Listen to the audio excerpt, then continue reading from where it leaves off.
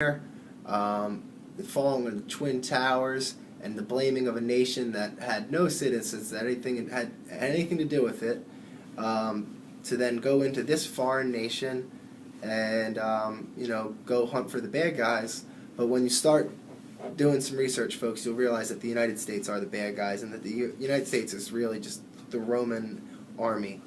That the United States isn't the Roman Empire, but it's absolutely the army for the empire. And the United States is being used like it's always been used since its creation, as a colony of Great Britain and as true Queen's Land, and it still is. And yes, the United States is still a colony. Maybe it's unofficial at that, but it's still a colony of Great Britain, and always has been. And it's really quite sick. But it's time to wake up, and it's time for everyone to stop being used like pawns in the game and like puppets on a string. And it's time to wake up and take celebrate your sovereign divinity. Celebrate your sovereign divinity, and we can all come together and help encourage each one another's empowerment as these sacred, divine, sentient beings. So I hope that I was able to help you see through the fog in this maze that we're all trapped in, and hopefully get you a little bit closer, not to the perceived cheese, but to the exit door, which do exist in this maze reality. And I outlined in this particular video in summation, as far as medicine's concerned, what's being made available to you, and by creating these certain fantastical realities of, ooh, I can't have alcohol to 21.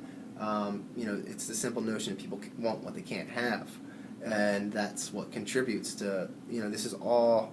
It's all well documented, and it's quite obvious. It's been done throughout. The Roman Empire has been doing it throughout the course of human history to the masses, and so you can start to piece together where the heroin's coming from, and that clearly, the government or whatever you want to call it wants us on alcohol. They want you having your guns. They want you being violent, and yeah, they're fine with you, being an alcoholic and just doing your slave job, going to the office 9 to 5, and then you can have access to your pharma and your booze and everything that makes you stupid, and your fast food and your processed food and your so dumb and all this stuff that makes you so dumb. And even you can have access to heroin and cocaine and meth and these great poisons of really Satan. I mean, not to get biblical on it if you don't want to go that route, but seriously, I mean, these are devil's drugs, and this is what's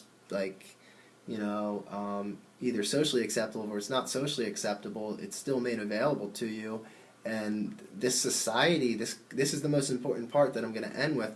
This created system of Babylon is so fucking ridiculous. We're all separated from one another, and it doesn't feel good. We're fucking constantly inundated and filled up with poisons and toxins. So obviously people are going to want an escape and want to feel good.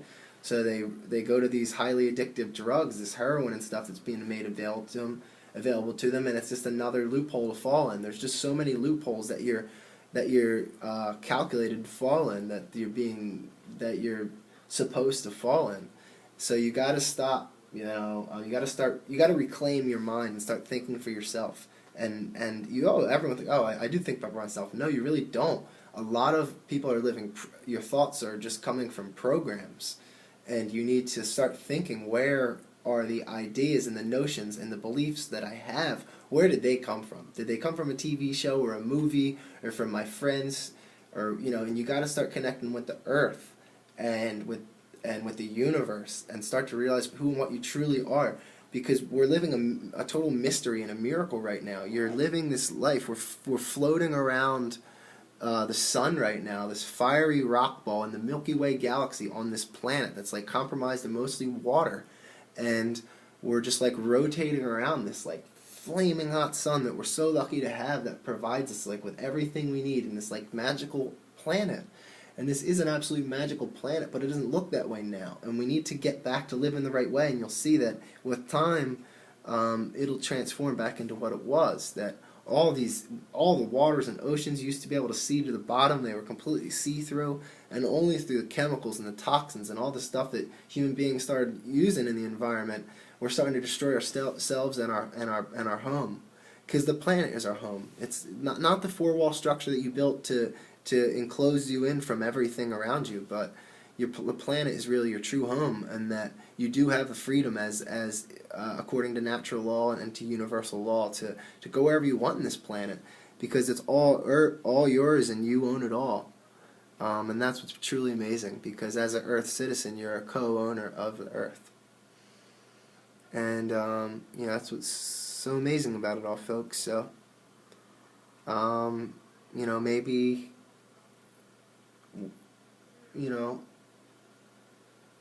maybe, and this has been my last message of the day, maybe everyone who has these big houses, you can find someone, you can start to look into your heart, and you can start to manifest and find someone who you can trust, who needs your help as far as all that empty space that's going to waste in your house.